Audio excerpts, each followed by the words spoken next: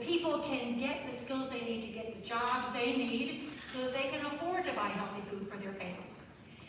When the House of Representatives considers the upcoming Farm Bill of 2023, I will continue to advocate for and defend these very important programs, because I know that this kind of powerful legislation can help put an end to food insecurity. Now, I say put an end. We will always have some who have food insecurity, and that's why an organization like yours is so important to help those who we will always have people in need. And in this wealthy country, we need to make sure that those people get the food they need.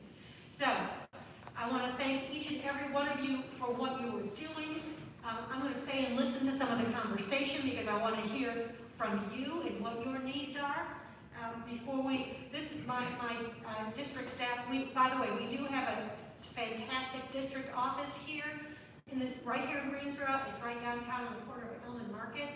We have great people who are there every single business day to help people across our district with the kinds of needs that they have that the federal government can be addressing. So whether it's people have trouble getting their Social Security checks, have trouble getting their IRS refunds, have trouble getting veterans benefits. We've done a lot of work with our veterans in the community. Have trouble with a whole host of things involving the federal government. Call my office. That is what we're there for. We are there to help people. We've helped people reclaim more than $3 million of funds that they were owed from benefits from the federal government, and we've helped literally hundreds and hundreds of people get the help they need. So my office is always there for you, and I'm just going to sit down, and if it's okay, Frank, I'm going to just listen to some of the conversation, because what I have found is when I listen to the needs of the people in the community, that gives me the information that I need when I go back to Washington to advocate for the needs of the people in this district. So thank you all for inviting me to be with you today. Thank you so much.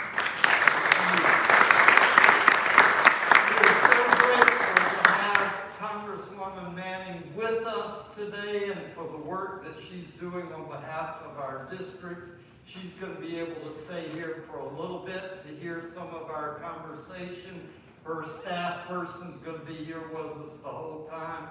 At this point, I'm going to ask Florence French Fagan, one of our bread staffers, to come up, and she and the other staff members are going to lead us in our conversation around the Farm Bill. Florence? By the way, Florence is the glue that has made this event possible. So I just want to thank her for her work.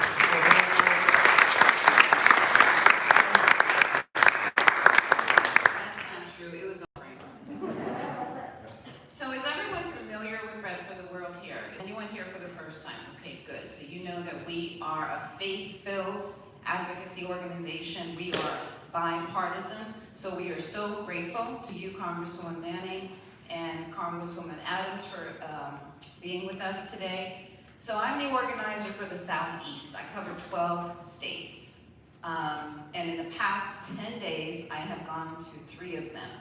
I started in Macon, Georgia, with Representative Austin Scott. And the first thing that he said to me, and he's a Republican member, I'm concerned about our food system here in this country, but globally as well. And that was how the conversation started. And we went from there and talked about the components that we are focusing on in the Farm Bill, our efforts around global nutrition, and there was a common understanding of the need. And we had a discussion on how can we move forward to solve these problems. So I share this with you because I want you to know that sometimes we can listen to the noise in the media and think that nothing is going on and that people are not talking to one another and there is no common ground, and there is. The next stop that I took was in Birmingham, Alabama. Birmingham, Alabama is pretty much one food desert, the whole state. But we worked with about 150 people in the city of Birmingham to go through the racial wealth gap learning simulation. How many people here have gone through that? Okay, good, so you know what I'm talking about. It was a rich, rich experience, and the people who were in the room were movers and shakers. They were people that have power and pulled the strings, and can really help change programs and policies. So we're excited for the work that we're going to be doing there. A couple of days ago, I had the opportunity to stop in Lumberton, where Frank is from, to attend an Ag Day. And a young woman named Brielle Wright, who is not a farmer, but who is a farmer advocate, brought together the North Carolina Ag Department, small farmers, big farmers, people like you and I who may not know anything about farming. I'm assuming you all don't know anything about farming, but maybe you do, I know I don't. To learn about farming and how can they get started. And I learned so much from that opportunity. So as I travel throughout these states and I learn about the communities that we're serving and the needs and our work with the Farm Bill, it is extremely informing and powerful. So I just want to tell you that I'm just grateful and humbled to have this opportunity to play a small role in this piece of legislation. So with that, I want to introduce my colleague, Sergio. He is with our Government Relations Department. I will not say his last name because I will butcher it. He will say it perfectly.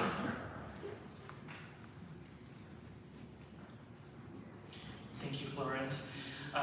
Good morning, everybody. So, like Florence said, my name is Sergio, and my last name is Mata Cisneros. So, I currently live in Washington, D.C. I work at BRED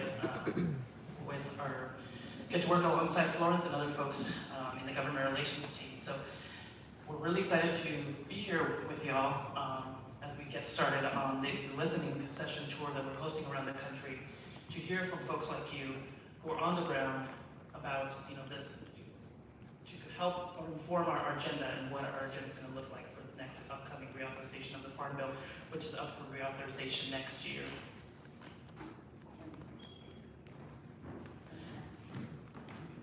So, well, we get this the PowerPoint going. So I quickly want to touch on what BRED's for the World's approach to this upcoming Farm Bill will be. BRED for the World has always worked on the Farm Bill since the beginning of the organization, back 50 years ago. And since the 1930s, Congress has reauthorized the Farm Bill every 5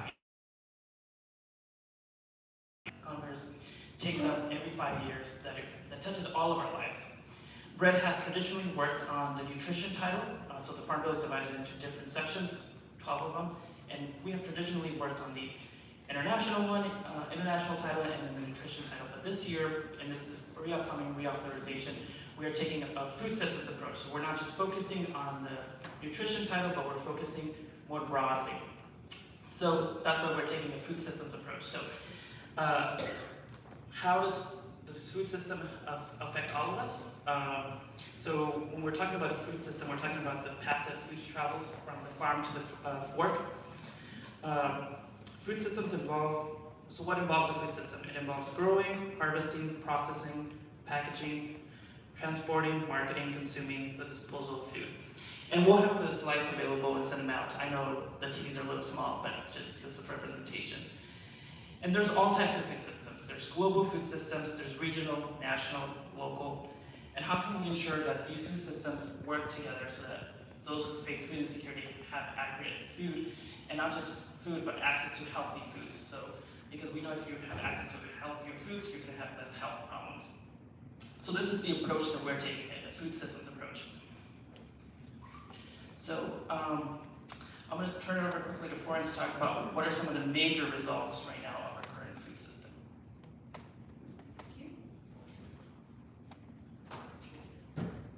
Okie dokie. So, let me take off my glasses because I don't need them to read.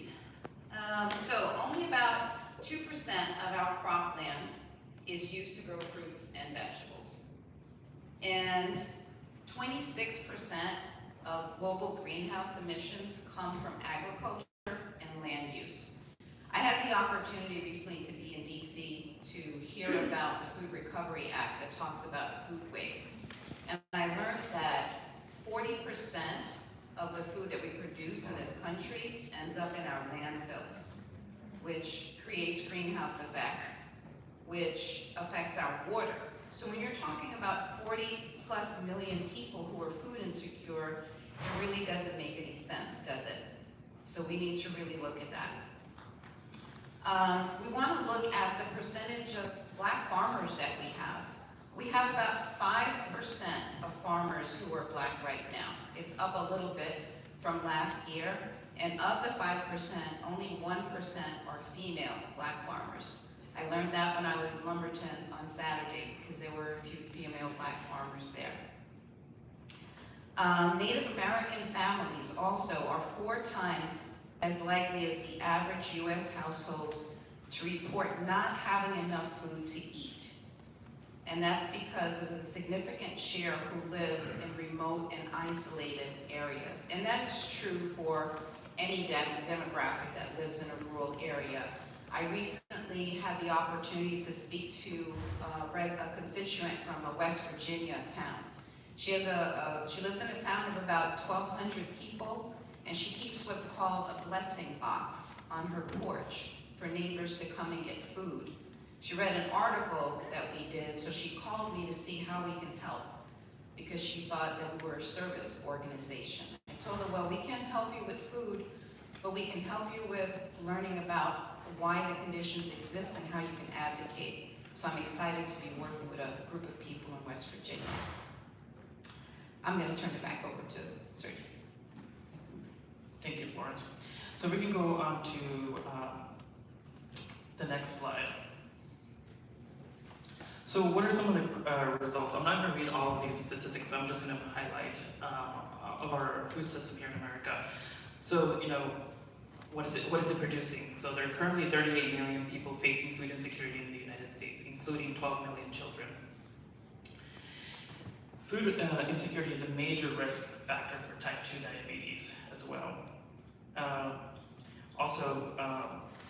want to talk about food swamps, but before I read the statistics, I want to read the definition of what a food swamp is. So food swamps are environments saturated with unhealthy foods because of the large number of convenience stores or fast food outlets. So it's a new term that we are using to define some of these locations. And low-income and communities of color are more likely than high-income white populations to live in food swamps. And living in a food swamp has been associated with unhealthy dietary behaviors and obesity among adults and adolescents. So this is some of the results that our food system is currently producing. So if we can go on to the next slide. If we can continue. Okay. So we have this opportunity next year when the Farm Bill is reauthorized. As I've said, it's reauthorized every 5 years. Can we go to the next point, please? The last reauthorization happened in 2018, and it cost the bill as a total cost about $428 billion. And it touches the life of nearly every person living in America. So this massive piece of legislation impacts all of us. And we have this opportunity to leverage. Here in this pie chart, as you can see, this is how the funding is breakdown. That 2/3 in green, that is all nutrition funding. That is all, most of the biggest program that's funded under that 2/3 is SNAP, the Supplemental Nutrition Program, and other nutrition programs, mostly SNAP. And you can see that tiny little bit, you can hardly see it, that 1% other is research and other miscellaneous stuff. So we're really underinvesting in research. But this is why this is a huge piece of legislation that we always focus on because of the amount of funding that it affects nutrition and the other programs. So did you hear kind of Brett's 3 goals for the next coming up reauthorization? We're going to be focused on nutrition because it's a huge part of legislation. We're going to be focused on equity. We've mentioned some of the equity issues. And a huge challenge is obviously we're seeing is the climate. How can this piece of legislation also impact the climate? So these are the 3 major goals and I would call them the 3 major pillars as how we're looking at this legislation, making sure that it touches all those 3 pillars. So what's kind of been our process kind of informing on what are the areas that we're going to work on? So moving from those goals, we're now getting ready to talk real policies. How can we propose to Congress real solutions to address some of these things that we've talked about? We've been having consultations all around the country with policy experts, and then now we're in kind of our second stage of the process where we're hosting community consultations, listening sessions like this one, all over the country to hear from folks about, on the ground, about what's going on in your local community, how can we improve our food system, but also how can we do so through this piece of legislation, and how can we come out with a policy agenda to go advocate for it in Congress next year. We can go to the next slide. So what are some of the things that we've heard from some of those listening sessions that we've done throughout the country? Is focus on fruits and vegetables in food deserts and food swamps.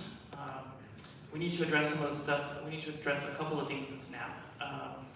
We need to eliminate the ban on people with drug-related felony convictions. So in some states, folks who have been convicted and once they're back in society cannot access SNAP because of this ban. Also, lawfully present immigrants, so people who are green card holders, DACA recipients, typically have to wait 5 years before they can access any SNAP programs. The Congresswoman also talked about the work requirement for qualifying college students. That's something else that we've been hearing. Public procurement for socially disadvantaged farmers, so local access to local markets and where to sell those produce is another thing we've been hearing. And tackling food waste and food recoveries. These are some of the things that we've been hearing. So we're excited to see what other ideas you bring as we go into this discussion. This is just a brief slide of the different communities we're going to be in the next couple of weeks as we continue this listening sessions. But I just wanted to highlight and saying that these are strategic areas where members of Congress will have a lot of influence in running this piece of legislation. This is the reason why we're choosing certain communities to host this listening session. But